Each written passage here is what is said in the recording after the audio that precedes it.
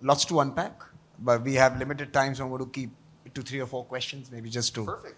just to ask you something that's been on top of our minds. One, of course, is American foreign policy, a Western Hemisphere-centered foreign policy. How do some other regions fall into place? For example, Europe, Indo-Pacific, uh, the Indian Ocean, and India itself. And I think you mentioned about India. But generally, as you sweep the world map, how do regions fall into your assessments? Thank you for that question. And, I think we are rethinking a lot of assumptions that have gone, I think, unconsidered for too long. For too long, a lot of people in the United States thought, well, what is foreign policy really about? It's about, relations with London, Paris, Berlin, Moscow. That was the paradigm for much of the Cold War world, and everything else was ancillary to that. I think in today's world, frankly, you see a Europe that has embarked on certain policies that have made it economically a shrinking part of the world's economic activity, whereas this part of the world has been going in exactly the opposite direction. Our foreign policy has to adjust accordingly, and that's what we're doing. I think for too long, we have frankly ignored parts of the world, and I think that is why the Western Hemisphere focus is very important. Again, that is going back to very traditional roots in our foreign policy. We were ignoring our own neighborhood for too long. I was ambassador to Mexico in the first Trump administration. Previous administrations had paid much more attention to, rivers, between Iraq and Turkey than the river between the United States and Mexico. And so we are now, very focused on events in our hemisphere, which is, as it should be. So one would expect. But that does not mean that we are, ignoring other parts of the world. I think you mentioned the Indo-Pacific. Again, the United States is a Pacific nation. One of our states, Hawaii, is in the middle of the Pacific Ocean. I am coming here to India directly from a summit we held with Pacific Island leaders in Honolulu, and then I visited Fiji, Tonga, and Samoa before coming here. So in my job as Deputy Secretary of State, I have been to Port Moresby, to Apia, to Nuku'alofa. I'm delighted to be here in New Delhi. I haven't been to London or Paris or Rome. And I think it is important to underscore that the United States is very much attuned to parts of the world that have been ignored for too long. And again, I think the Indian Ocean, this part of the world, is absolutely becoming the center of gravity internationally. And again, it's no accident that I'm here today with you. Excellent. I mean, that's a pretty large Western Hemisphere. If we are going to be part of your core priority, which we want to be, by the way, and I think it's absolutely right to focus on the neighborhood. India has its own neighborhood first policy, and most countries focus there. So let me move to the second question, and that's important for us. We have incidents in the Indian Ocean. We have the unrest in the GCC and the wider Gulf. And I know I'm not going to ask you about operational and specific incidents, but the question is this: with 11 million Indian diaspora in this part of the world, with our waters being implicated in a conflict that is unfolding, is it fair to ask you what is the end game? How do we see this resolve it? What is America thinking about this particular situation? Look, I think the end game is a Middle East that is not a threat to other parts of the world. And, since I was a teenager, I was, 15 years old when the Shah was overthrown. And since then, Iran has been in a death to America setting. And, we in this administration did not start out seeking to reach this state of affairs. We tried very, very hard to explain our red line, which is no development of a nuclear weapon. I mean, could you imagine what a threat to the world it would be to have an Iran that basically was able to blackmail the world with a nuclear device? Again, some past governments, I think you can go back and see, how did it come that North Korea was allowed to develop a nuclear device? And did nobody think that was a suboptimal thing for regional stability or world peace? And I think, we tried very hard to, talk sense into the Iranians to say, this is our red line. And ultimately, we concluded that was not going to work. So, these are unsettled days right now. But, I think the truth is this part of the world has been quite unsettled for quite a long time. And if you look at the roots of a lot of this, they can be traced back to Tehran. So, we will, see how this plays out. But again, I think it is critical to underscore that ultimately the Iranian people have to decide who their leadership is going to be. And I hope that the United States and India and other countries can work together to, help foster a transition that will allow that critical part of the world, which has many Indians and many people in the United States, to reach a new normal, because it hasn't been normal for a very long time now. Look, Mr. Secretary, we get it, right? We have folks from our part of the world who are being attacked there, right? They are facing these threats. So it's a everyday story at many Indian homes right now. It's personal. ORF itself has a ORF Middle East in Dubai, and I have 21 colleagues who send me messages and stories. So we get it. But if that region is going to be unsettled for a while, and like you mentioned, that India has an economic journey to undertake, we need energy and fuel as well. Many in India say that Russia would be a fair deal. That, when you have one part of the world with so much energy which is not going to be able to sustain it for a certain thing, we should be thinking about alternate sources. Well, I hope you are thinking of alternate sources, and I can't think of a better alternate source than the United States of America. We are an energy-rich country. We want to cooperate with you. That is one of the areas where we can cooperate.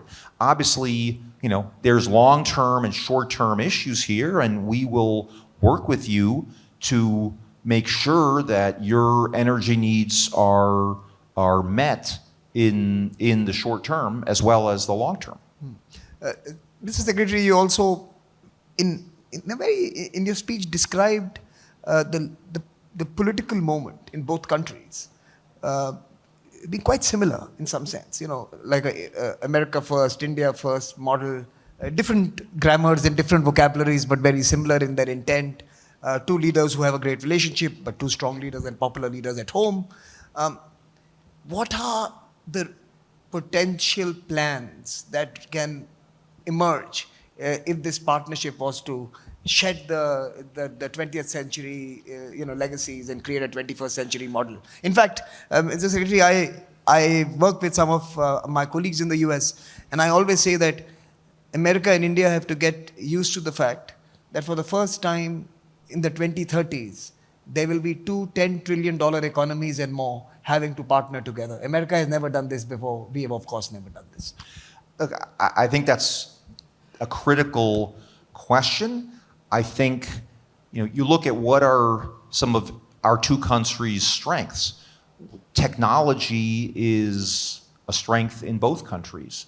And I think, what is going to drive progress? What is the 21st century going to look like? I feel like only now, we're a quarter of the way into the 21st century, but I feel like we're still kind of feeling our way. I think all of us have a sense that artificial intelligence is going to change everything. And I think to me, it is incredibly significant that India signed on to our Pax Silica, or to the Pax Silica initiative, to make sure that those kind of technologies can be developed in a way that is mutually beneficial, that we have supply chains.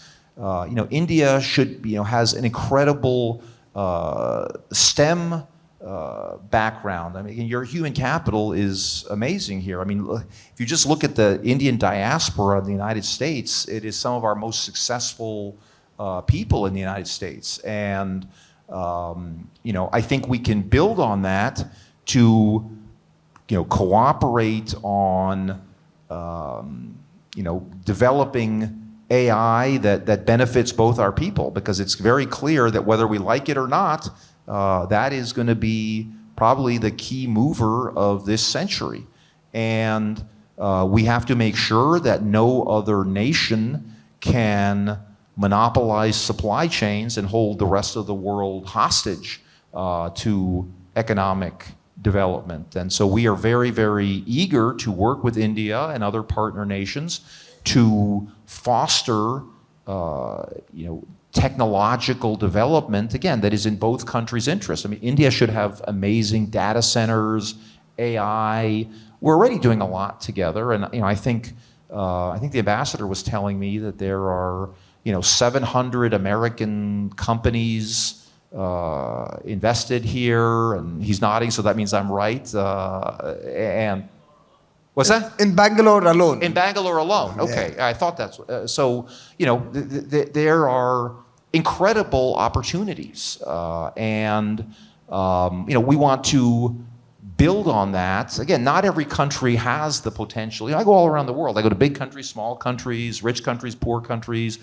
I think India is in a moment of great transition. I mean, it's very exciting for me, just as a human being and observer of the international stage, to see India kind of breaking free of some of the fetters that held its economic development back in the 20th century. Obviously, the people of India will determine their own course, but I think this is a country of almost limitless potential, and the United States wants to be part of that story, and we think it makes sense for India for us to be part of that story. So, I think that that's going to be a critical part of it. Obviously, another one you've already alluded to is energy.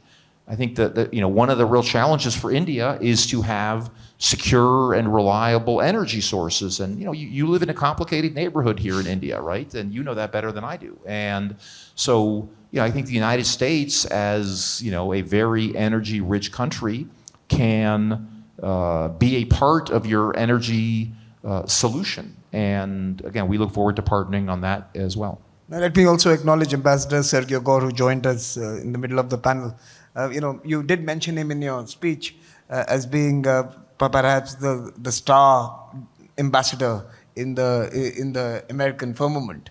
And you did mention that was in some ways the importance a manifestation of the importance on India. So let me give you a couple of points to think about and perhaps respond to. One, the human bridge has always been perhaps the most significant relationship between the two countries. It's the diaspora, but it's also the fondness of American people for Indian culture, right? It's been a really strong undergirding. How do we continue to nourish that? That's the first one. And the second is the university and education system, and something I spoke with the ambassador about as well. It has really created a common ethic, ethos, worldview because of the universities we inhabited. And what is your response? How does the Trump administration nourish the human bridge and the university linkages that have been so dramatically important? No, I appreciate that question. And one thing I would ask you to keep in mind is that in the prior administration, something like 20 million people entered our country illegally. And one of the reasons that President Trump is the president is because he vowed to the American people to actually enforce our migration laws. And so, we are putting into place measures to deter illegal migration, visa overstays, et cetera. And to me, this should be a no-brainer. I mean, whatever the appropriate level of legal migration should be, a sovereign country, we should all be able to agree that illegal migration should be deterred. You know, even Absolutely. people who purport to be in favor of migrants. Again, I know this better than anybody. As ambassador to Mexico, you could see the plight of people, you know, often very poor people who are lured to embark on an incredibly dangerous journey by, you know, false hopes that they're going to, you know, see streets paved with gold. So, you know, frankly, in the first year, we have been looking to retain control or reestablish control over our borders and make sure that the people who are not in our country legally are sent back to their countries of origin. So I'm sure you've all kind of seen the you know, the headlines, but you know, it is precisely in order to focus on the legal migration, getting that right, that we have to take care of the illegal migration problem. So, you know, I wish that we could only focus on the positive side of the agenda. Everybody would be very happy and, you know, slapping you on the back and everything. But, you know, the truth is, we have frankly been, I think, overly lax as a government for many years in kind of turning a blind eye to people who have abused our migration systems. And I just think it is, again, migration is going to be one of the key foreign policy topics worldwide in the 21st century. And I think the sooner those of us who go to meetings like this grapple with the implications of that, the better. So, you know, I would love a world in which the brightest students are able to come from all over the world to our universities. But, you know, we have to make sure that we understand again, what is in it for us to be doing that, right? It seems to me we want to attract a segment of people who are the true outliers, the overachievers who are going to really move the needle in our country. It seems to me we want to attract people who are going to be leaders in their country, and, you know, go back after they're educated in the United States. Again, I'm not sure we want to be educating people and taking up slots in our own educational institutions with people who will just, you know, compete with Americans for jobs. You know, and again, I don't think there's any shame in saying we as a government should have an interest in being able to tell to our people our immigration policies, just like our foreign policy, is meant to promote your welfare. So we have to be able to justify that. And again, I think there's a case to be made, but you know, we have just seen a lot of people coming to our country without the kind of consequences. And so, you know, I'm looking forward to working with countries like India because I think we, you know, the stories are innumerable of people who have added greatly to the fabric of our country coming from India and other countries. But, you know, we have also allowed abuses of our system and, you know, we need to be able to correct those as well. No, thank you, Chris, for this wonderful interaction and for your speech. The theme this year, Sanskara, assertion, accommodation, advancement. I thought your speech had enough of assertion. It had perhaps a determination to accommodate and partner, and of course, with the purpose of advancement. So in some sense, assertion, accommodation, and advancement are the real politique of the 21st century. You see, I should have organized my remarks around your three goals because they do very much fit. So I just want to thank you again, Samir, and thank ORF for this invitation, the government of India. It's really an honor to be here, and I very much look forward to continuing to work with you because this relationship, possibly more than any other one in the world, I think will define the future of this century. Thank you. Thank you so much. Please join me in applauding the Secretary.